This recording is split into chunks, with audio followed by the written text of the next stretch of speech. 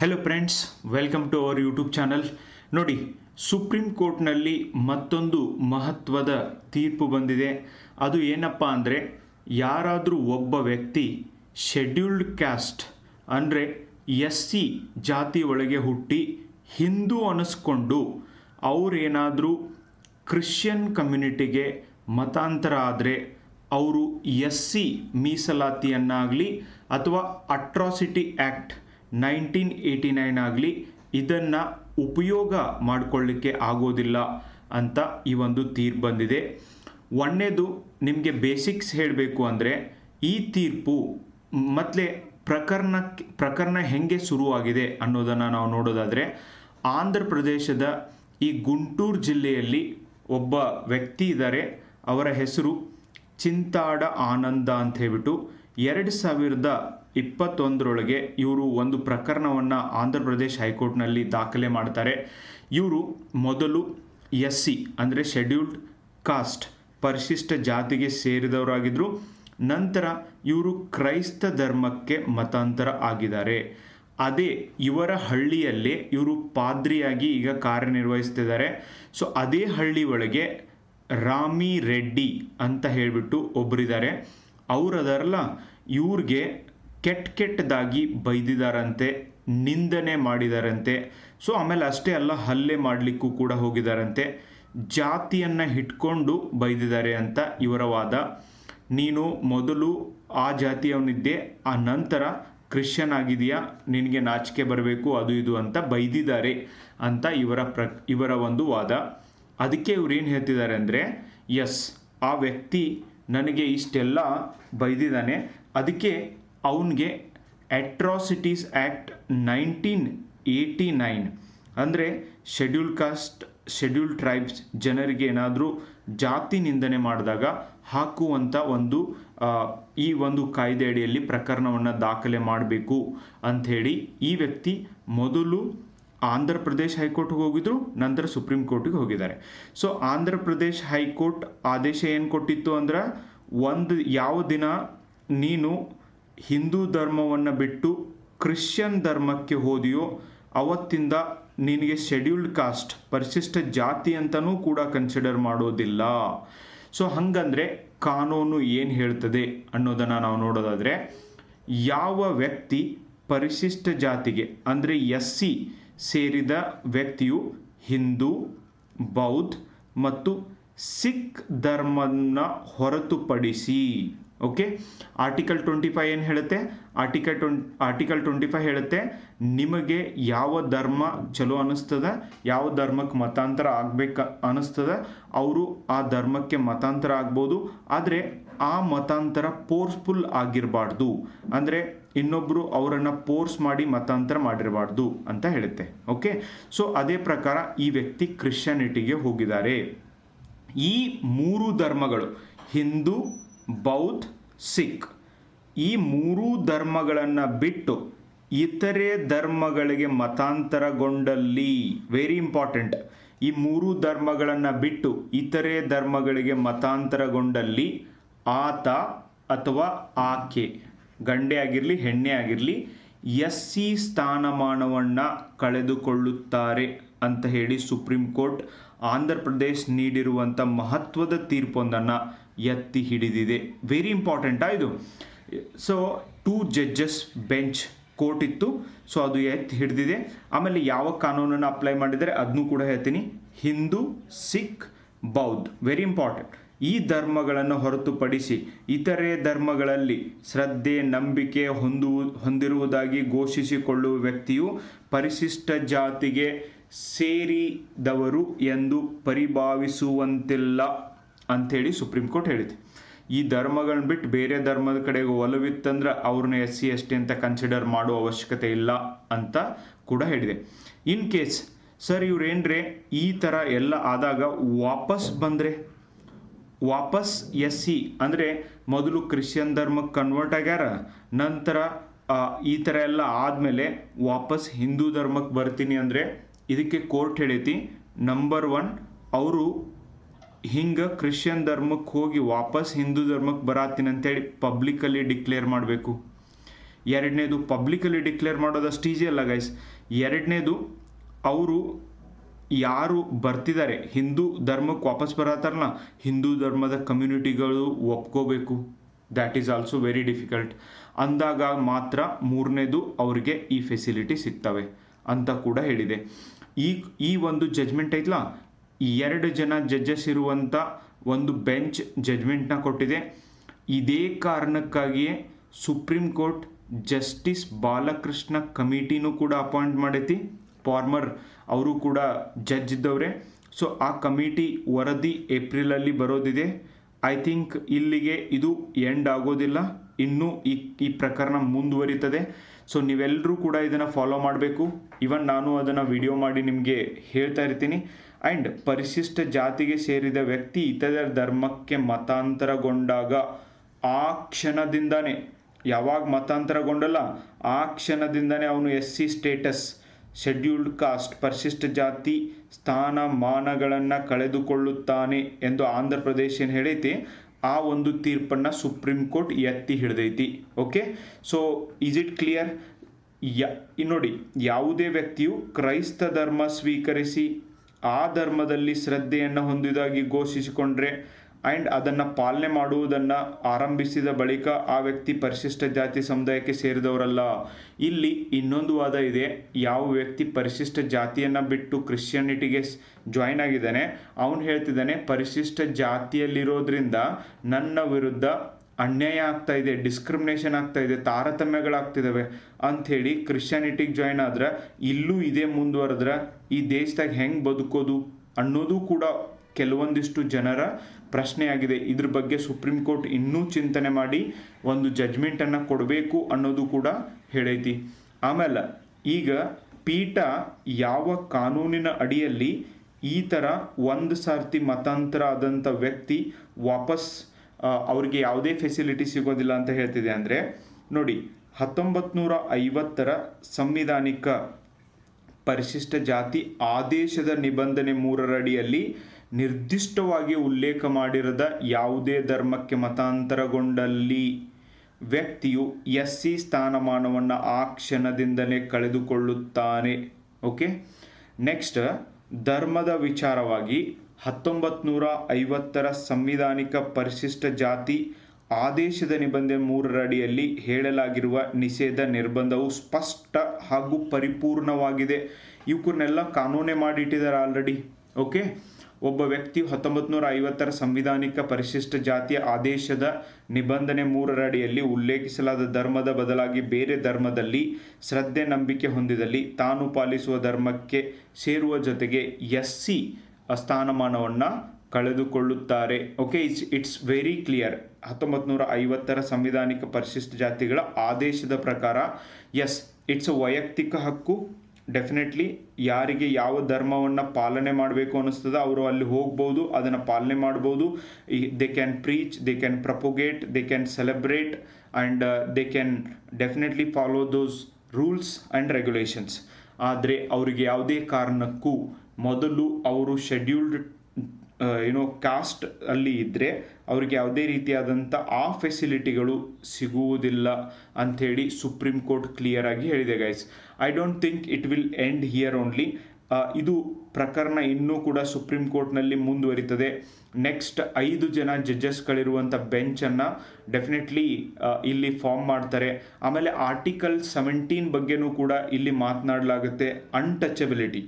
Okay, untouchability ಏನಿದೆ, ಈ ಅಸ್ಪೃಶ್ಯತೆ ನಿವಾರಣೆ ಅಂತ ಏನಿದೆ, ಇದು ಓನ್ಲಿ ಕೆಳಜಾತಿ ಮೇಲ್ಜಾತಿಯವರ ಮಧ್ಯೆ ಬರ್ತದೋ ಅಥವಾ ಜೆಂಡರ್ ಕೂಡ ಬರ್ತದೋ ಅನ್ನುವಂಥ ಒಂದು ಪ್ರಶ್ನೆ ಇದೆ. ಅಂದರೆ ಜೆಂಡರ್ ಡಿಸ್ಕ್ರಿಮಿನೇಷನು ಆರ್ಟಿಕಲ್ 17 ಬರ್ತದೋ ಅಥವಾ ಓನ್ಲಿ ಜಾತಿ ಆಧಾರಿತ ಡಿಸ್ಕ್ರಿಮಿನೇಷನ್ ಬರ್ತದೋ. ಈವನ್ ಆರ್ಟಿಕಲ್ 17 ಅಡಿಯಲ್ಲಿ ಏನು ಹಿಂಗಂದರೆ ಅಸ್ಪೃಶ್ಯತೆ ನಿವಾರಣೆ ಅಂದರೆ ಏನು ಕ್ಲಿಯರ್ ಆಗಿ ಬರೆದಿಲ್ಲ ಭಾರತ ಸಂವಿಧಾನದೊಳಗೆ. Okay, it is not clear because Sabarimala case ಒಳಗೆ ಸುಪ್ರೀಂ ಕೋರ್ಟ್ ಆರ್ಟಿಕಲ್ 17 ಉಪಯೋಗಿಸಿ ಅಸ್ಪೃಶ್ಯತೆ ಅಂತ ಹೇಳೈತಿ. ಸೊ ಇದು ಓನ್ಲಿ ಜೆಂಡರ್ಗೋ ಅಥವಾ ಜಾತಿಗೂ ಕೂಡ ಸಂಬಂಧ ಬೀಳ್ತದೋ? Yes, now it's time to clarify this. Supreme Court ಇದ್ರ ಬಗ್ಗೆ ಕ್ಲಾರಿಫಿಕೇಶನ್ ಕೊಡಬೇಕಾಗಿದೆ. ನಿಮಗೆ ಏನು ಅನಿಸ್ತೈತಿ ಗೈಸ್? ಯಾವ ಒಬ್ಬ ವ್ಯಕ್ತಿ ಕ್ರಿಶ್ಚಿಯನ್ಸ್, ಹಿಂದೂ, ಬೌದ್ಧ ಮತ್ತು ಸಿಖ್ ಧರ್ಮವನ್ನು ಬಿಟ್ಟು ಬೇರೆ ಧರ್ಮಗಳಿಗೆ ಹೋಗ್ತಾರೆ, ಅವರು ಇಮ್ಮಿಡಿಯೇಟ್ಲಿ ಅವರ ಒಂದು SC ಸ್ಟೇಟಸನ್ನು ಕಳೆದುಕೋತಾರೆ. Same case with ST status also. SC ಜನಾಂಗದವರು ಬೇರೆ ಧರ್ಮಕ್ಕೆ ಮತಾಂತರ ಆದರೆ ಅವರ ಜಾತಿಗೆ ಆಧಾರದ ಮೇಲೆ ಏನು ಮೀಸಲಾತಿ ಸಿಗ್ತಿತ್ತು, ಏನು ಕಾನೂನುಗಳು ಅಪ್ಲೈ ಆಗ್ತಿದ್ದು, ಅವು ಯಾವೂ ಕೂಡ ಸಿಗೋದಿಲ್ಲ ಅಂತ ಸುಪ್ರೀಂ ಕೋರ್ಟ್ ಕ್ಯಾಟಗರಿ ಹೇಳಿದೆ. Okay, so I think it's time. ನಾನು ಟೈಮ್ ಆ್ಯಂಡ್ ಅಗೇನ್ ಹೇಳ್ತಾ ಇದ್ದೀನಿ, all the Kannambadi IAS and KAS community ಅವರಿಗೆ ಏನು ಅಂದರೆ, ನೋಡಿ, it's time to remove the reservation policy itself. ಜಾತಿ ಆಧಾರಿತ ಮೀಸಲಾತಿಯನ್ನು ಕೊಡೋದನ್ನು ಬಿಟ್ಟು ಆರ್ಥಿಕತೆ ಆಧಾರದ ಮೇಲೆ ಮೀಸಲಾತಿಯನ್ನು ಕೊಡೋದ್ರಿಂದ ಮಾತ್ರ ಇಂಥ ಒಂದು ಪ್ರಕರಣಗಳಲ್ಲಿ ಒಂದು ನ್ಯಾಯವನ್ನು ಒದಗಿಸಲಿಕ್ಕೆ ಸಾಧ್ಯ ಆಗುತ್ತೆ. ಆ್ಯಂಡ್ ನನಗನ್ಸುತ್ತೆ ನಾವು ಮೀಸಲಾತಿಯನ್ನು ಮುಂದುವರಿಸಿದ್ರಿಂದನೇ ಒಬ್ಬರು ಜಾತಿ ಇನ್ನೊಬ್ಬರಿಗೆ ಗೊತ್ತಾಗ್ತಾ ಇದೆ. ಆ್ಯಂಡ್ ಅಫ್ಕೋರ್ಸ್ ಬಹಳಷ್ಟು ಜನ ಹಿಂದುಳಿದವರು ಇನ್ನೂ ಕೂಡ ಇದ್ದಾರೆ. ಎಸ್, ಅವ್ರ ಸಂಬಂಧ ಹೇಳ್ತಾ ಇದ್ದೀನಿ, ಯಾರು ಬಡವರಿದ್ದಾರೆ ಅವರೆಲ್ಲರಿಗೂ ಕೂಡ ಮೀಸಲಾತಿ ಸಿಗಲಿ. ಯಾವುದ್ರೊಳಗೆ ಮೀಸಲಾತಿ? ಜಾಬ್ ಒಳಗಲ್ಲ, ಓನ್ಲಿ ಶಿಕ್ಷಣ ಪಡೆಯೋದ್ರೊಳಗೆ ಯಾವ್ಯಾವ ಜಾತಿ ಒಳಗೆ ಹಿಂದುಳಿದಿದ್ದಾರೆ ಅವ್ರಿಗೆಲ್ಲ ಮೀಸಲಾತಿ ಸಿಗಲಿ. ಇಂಥ ಒಬ್ಬ ಪ್ರೈಮ್ ಮಿನಿಸ್ಟ್ರಲ್ ಕ್ಯಾಂಡಿಡೇಟ್ ಈ ದೇಶಕ್ಕೆ ಅವಶ್ಯಕತೆ ಇದೆ. ಇಲ್ಲ ಅಂದರೆ ಒಳ ಮೀಸಲಾತಿ ಅಂತೆ, ಆ ಮೀಸಲಾತಿ ಅಂತೆ, ಈ ಮೀಸಲಾತಿ ಅಂತೆ, they are killing youngsters and youngsters want jobs. And ಇದ್ರ ಸಂಬಂಧನೇ ಜಾಬ್ ಕರಿತಾ ಇಲ್ಲ, ರೋಸ್ಟರ್ ವ್ಯವಸ್ಥೆ ಸರಿಯಾಗಿಲ್ಲ, and so many problems var created. And our politicians are so crazy about watching IPL matches but not crazy about solving people problem. ಅಲ್ಲಿ promise ಮಾಡಿದ್ದಾರೆ ಸರ್ಕಾರಿ ಕೆಲಸ ದೇವರ ಕೆಲಸ ಅಂತ, ಆದರೆ ಅವರು ಆ ಒಂದು ಕರ್ತವ್ಯವನ್ನು ಸರಿಯಾಗಿ ನಿಭಾಯಿಸ್ತಾ ಇರೋದಕ್ಕೇ ಇವತ್ತು ಯಂಗ್ಸ್ಟರ್ಸ್ ಇನ್ ಕರ್ನಾಟಕ ಇಷ್ಟೊಂದು ಸಮಸ್ಯೆಗಳನ್ನ ಫೇಸ್ ಮಾಡ್ತಿದ್ದಾರೆ. ಗೈಸ್, ನೀವೆಲ್ಲರೂ ಕೂಡ ಇಂಥ ಒಂದು ಸುಪ್ರೀಂ ಕೋರ್ಟ್ ಪ್ರಕರಣಗಳನ್ನು ಓದಬೇಕು. ನಿಮಗೂ ಕೂಡ ಅವೇರ್ನೆಸ್ ಬರುವಂಥ ಅವಶ್ಯಕತೆ ಇದೆ. ನೀವು ಕೂಡ ಮನುಷ್ಯರಾಗಿ ಹುಟ್ಟಿದ್ದೀರಿ ಅಂದರೆ ನಿಮ್ಮದೇ ಆದಂಥ ಒಂದು ಒಪಿನಿಯನ್ನ ಫಾರ್ಮ್ ಮಾಡುವಂಥ ಅವಶ್ಯಕತೆ ಇದೆ. ಕಾಂಪಿಟೇಟಿವ್ ಎಕ್ಸಾಮ್ ಓದೋದು ಅಂದರೆ ಜಸ್ಟ್ ಆರ್ಟಿಕಲ್ 17 ಅಸ್ಪೃಶ್ಯತೆ ನಿವಾರಣೆ ಅಂತ ಹೇಳೋದು ಅಷ್ಟೇ ಅಲ್ಲ. ಎಸ್, ಆ ಅಸ್ಪೃಶ್ಯತೆ ನಿವಾರಣೆ ಅಂತ ಹೇಳಿದ್ದಾರೆ, ಬಟ್ ಪರ್ಟಿಕ್ಯುಲರ್ಲಾಗಿ ಏನೂ ಮೆನ್ಷನ್ ಮಾಡಿಲ್ಲ. Why then who is going to bring clarity on this ಅನ್ನುವಂಥ ಪ್ರಶ್ನೆ ಆಗಿರ್ಬೋದು. ಈ ಥರ ಮತಾಂತರ ಆದವರಿಗೂ ಕೂಡ ಆ ಫೆಸಿಲಿಟಿ ಸಿಗಬೇಕೋ ಸಿಗಬಾರ್ದು. ಬಹಳಷ್ಟು ಜನ ಅಟ್ರಾಸಿಟಿ ಕೇಸ್ನ ಹಾಕಲಿಕ್ಕೆ ಓಡಾಡ್ತಾರೆ. And if they want to do that, why they converted? ಅವ್ರ ವಾದ ಏನು ಅಂದರೆ, ಇಲ್ಲಿ ಡಿಸ್ಕ್ರಿಮಿನೇಷನ್ ಆಗ್ತಾ ಇರೋದಕ್ಕೆ ಹೋಗಿದ್ದೀನಿ. ಸೊ ಕೋರ್ಟ್ ವಾದ ಏನು ಅಂದರೆ, ಹೋಗಿದೆಯಾ ಅಂದರೆ ನೀನು ಆ ಒಂದು ಜಾತಿಯ ಅಂಡರು ಏನು ಕಾನೂನು ಅಪ್ಲಿಕೇಬಲ್ ಆಗ್ತಾವೋ ಆ ಸ್ಟೇಟಸ್ನ ನೀನು ಕಳೆದುಕೊಂಡಿದೆಯಾ ಅಂತ. ಈ ಒಂದು ಡೈಲಾಮಾದೊಳಗೆ ಈವನ್ ಸುಪ್ರೀಂ ಕೋರ್ಟ್ ಮತ್ತು ಈ ಸಾಮಾನ್ಯ ಜನರ ನಡುವೆ ಈ ಒಂದು ಟಸಲ್ ನಡೀತಾ ಇದೆ. So my question is, what is your opinion? ಈಗ ಏನು ಸುಪ್ರೀಂ ಕೋರ್ಟ್ ಏನು ಜಜ್ಮೆಂಟ್ ಕೊಟ್ಟಿದೆ, ಇದು ಸರಿಯಾಗಿದೆಯೋ ಅಥವಾ ಇಲ್ಲೋ? ಇನ್ ಅ ಡೆಮೋಕ್ರೆಟಿಕ್ ಕಂಟ್ರಿ ಈ ಥರ ವ್ಯವಸ್ಥೆ ಇರಬೇಕೋ ಇರಬಾರ್ದು ಅನ್ನೋದ್ರ ಬಗ್ಗೆ ಹೇಳ್ರಿ. ನಿಮಗೆ ಗೊತ್ತಿರೋರ ಜೊತೆಗೆ ಈ ವಿಡಿಯೋನ ಶೇರ್ ಮಾಡಿರಿ, ನೀವು ಸಬ್ಸ್ಕ್ರೈಬ್ ಮಾಡಿರಿ, ಬೇರೆಯವ್ರಿಗೂ ಕೂಡ ಹೇಳ್ರಿ. ಈ ಥರದ ವಿಡಿಯೋಗಳು ನಿಮಗೆ ಬೇಕು ಅಂದರೆ ಸುಪ್ರೀಂ ಕೋರ್ಟ್ನ land mark judgements more than 70 videos ಒಂದೇ ಫೋಲ್ಡರ್ ಒಳಗೆ ನಿಮಗೆ ಸಿಗ್ತವೆ. ಸೊ ದ್ಯಾಟ್ ಈ ದೇಶದೊಳಗೆ ಬದುಕ್ತಿದ್ದೀವಿ ಅಂದರೆ ಕಾನೂನಿನ ಬಗ್ಗೆ ಅರಿವು ಇರಬೇಕಾಗುತ್ತೆ. ನೋಡಿ, ನೀವು ಕಾಂಪಿಟೇಟಿವ್ ಎಕ್ಸಾಮ್ ಓದೋರೇ ಆಗಿರಬೇಕಾಗಿಲ್ಲ, ನೀವು ನಾರ್ಮಲ್ ಸಿಟಿಜನ್ ಆಗಿದ್ರೂ ಕೂಡ ಇದೇ ದೇಶದೊಳಗೆ ಬದುಕ್ತಿದ್ದೀರಾ ಅಂದರೆ ಡೆಫಿನೆಟ್ಲಿ ಕಾನೂನುಗಳ ಅರಿವು ನಿಮ್ಮನ್ನು ಬೆಟರ್ ಸಿಟಿಜನ್ ಆಗಿ ಮಾಡುತ್ತೆ.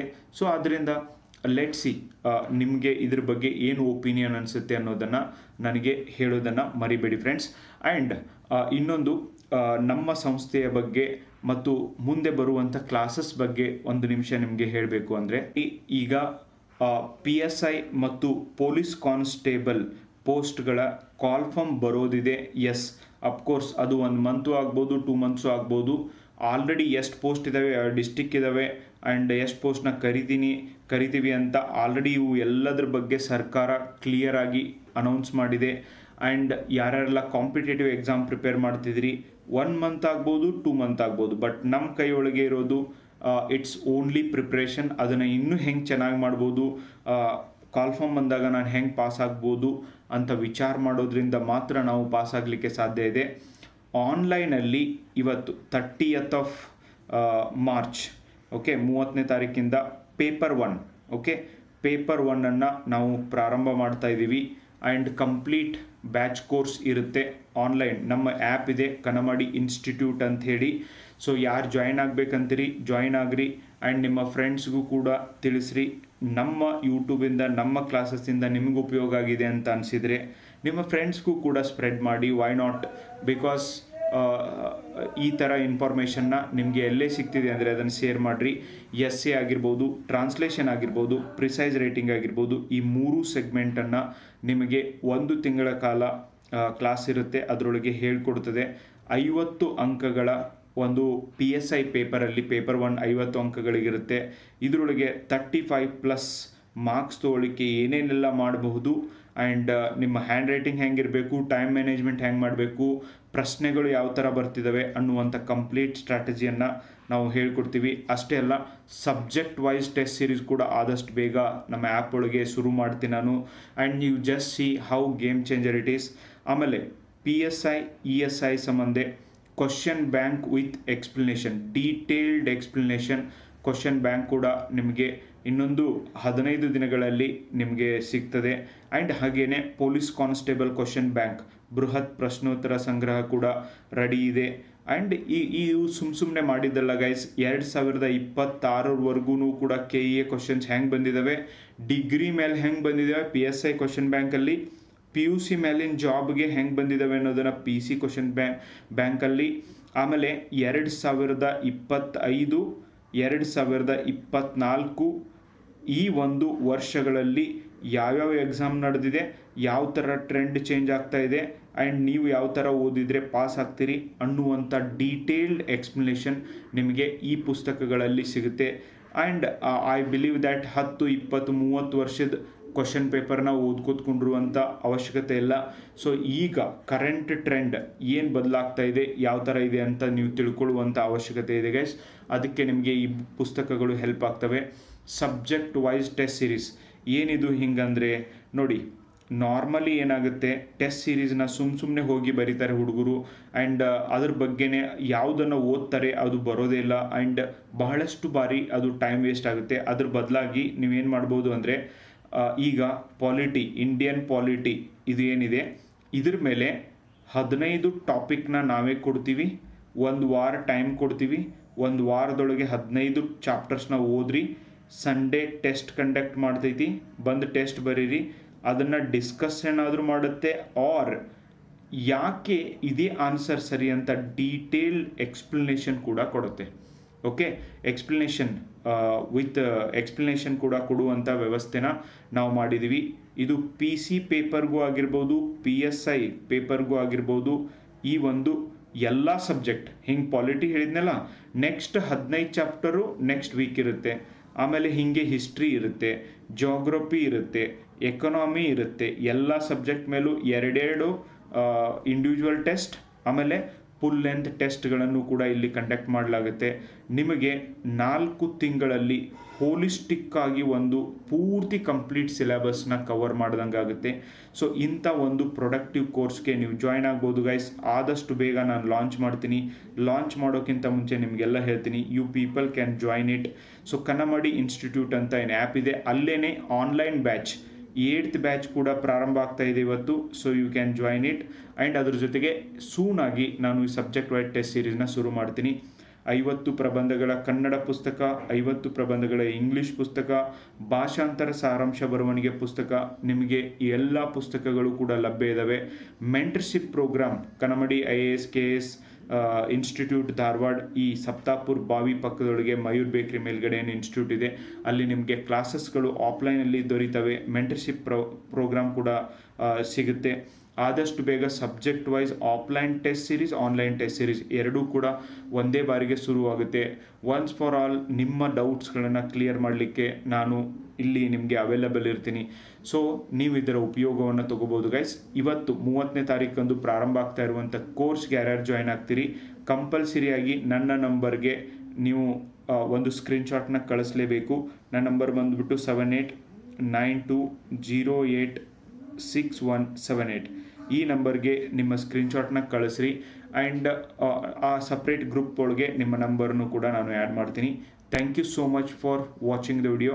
ಆ್ಯಂಡ್ ನಿಮ್ಮ ಅಭಿಪ್ರಾಯ ಶೇರ್ ಮಾಡೋದನ್ನು ಮರಿಬೇಡಿ ಗೈಸ್. ಬಾಯ್, ಟೇಕ್ ಕೇರ್.